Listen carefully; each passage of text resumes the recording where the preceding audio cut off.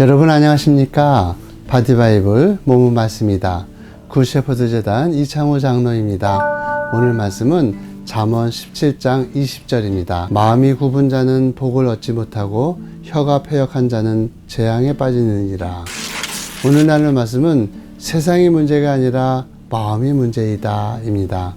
몇 년 전에 나온 책 중에 내 약함을 자랑하라는 책이 있습니다. 이유진 씨라고 하는 여성 경영가가 쓴 책인데요. 이분이 3살 때 엄마가 솥에 물을 끓이고 있었다고 합니다. 그런데 이 아기가 아장아장 걷다가 그만 끓는 물이 담긴 솥을 건드린 것입니다. 그래서 그 뜨거운 물이 쏟아져서 아기의 여린 얼굴을 덮쳤습니다. 얼굴에 심한 화상을 입어서 엄마가 병원에 데려갔더니 의사가 하는 말이 가망이 없다. 몇 시간밖에 살 수 없다라고 하는 것입니다. 그래서 집에 가서 죽음을 맞이하고 있었는데 아이가 죽지 않고 일주일을 버티더라는 것입니다. 그래서 엄마가 이번에는 아이를 큰 병원에 데리고 갑니다. 그랬더니 의사가 하는 말이 지난주 사고가 났을 때 빨리 병원에 데려왔어야 했습니다. 너무 늦었습니다.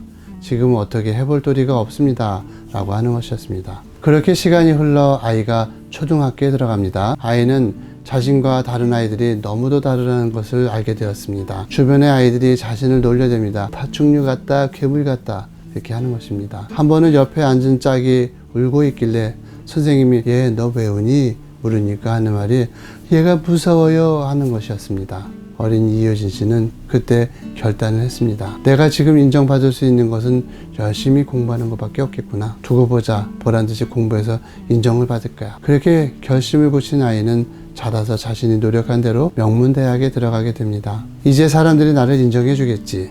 그러나 현실은 효진 씨의 생각대로 반응하지 않는 것이었습니다. 아무도 이효진 씨를 만나기를 꺼려하는 것입니다. 공부 열심히 하면 인정받을 줄 알았는데 아무도 인정해 주지 않는 것이었습니다. 그러자 이효진 씨는 대학교 2학년 때 수면제를 한 움큼 먹고 자살을 시도합니다. 그랬는데 누나를 찾아온 남동생에 의해서 자살이 실패하게 됩니다. 병원에 실려가서 위세척을 하고 그녀는 생각했습니다. 죽는 것도 내 마음대로 안 되는구나.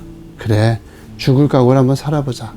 다시 마음을 고쳐먹습니다. 그리고는 다시 한번 작은 의지를 내어서 대기업 30군데에 이력서를 냅니다. 그런데 내는 족족 떨어지는 것이었습니다. 삶의 마지막 의지력을 쥐어짜내서 도전한 용기마저 현실은 인정해주지 않는 것이었습니다. 그녀는 깊은 시리에 빠지게 되었습니다. 그리고는 자신을 이 지경으로 만든 엄마와 아빠를 원망하기 시작했습니다. 그녀의 입에서 온통 원망과 탄식밖에 나오지 않았습니다. 그러나 사실 이때 이미 효진 씨의 어머니는 딸이 그렇게 망가지고 나자 화병에 걸려서 52세에 세상을 떠난 상태였습니다. 아버지만 남아 있었는데 아버지 역시 어머니가 돌아가실 때 화병이 생기셔서 하루에 3번씩 약을 먹는 환자가 되었습니다. 그럼에도 효진 씨는 엄마 때문에 아빠 때문에 이 더러운 세상 때문에 자신의 운명이 망가졌다고 원망할 수밖에 없었던 것이죠. 그러다가 그녀는 복음을 만나게 됩니다. 예수님을 영접하게 됩니다. 그녀는 예수님에게서 자신의 약함을 있는 그대로 받아주시는 사랑을 느꼈습니다. 그리고 그녀는 스스로 자신의 약함을 수용하게 되었습니다. 그러자 그녀의 마음속에 감사한 마음이 일어나기 시작했습니다. 모든 원망과 탄식이 사라지는 것 같았습니다. 그녀는 아버지에게 전화를 걸었습니다. 아빠, 키워주셔서 감사해요. 아빠 사랑해요. 그 순간 수화기 너머에서 아버지의 떨리는 음성이 느껴졌습니다. 아주 오랫동안 한이 되어 묵혀 있었던 아버지의 영혼이 한없이 무너지는 것이었습니다. 그리고 효진 씨는 사업을 시작해서 대박을 치고 성공적인 경영가로 사업을 일으키게 되었습니다. 이효진 씨의 삶에 무엇이 바뀌었을까요? 바로 시선이 바뀌었던 것입니다. 밖을 향하였던 손가락을 거두어 들였을 뿐입니다.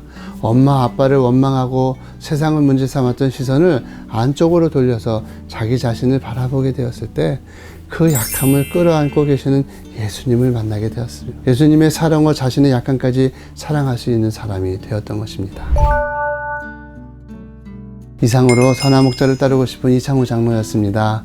오늘도 누군가를 향한 원망을 가지고 있다면 예수 그리스도 안에서 다시 새로운 마음으로 새로운 출발을 해보시기 바랍니다.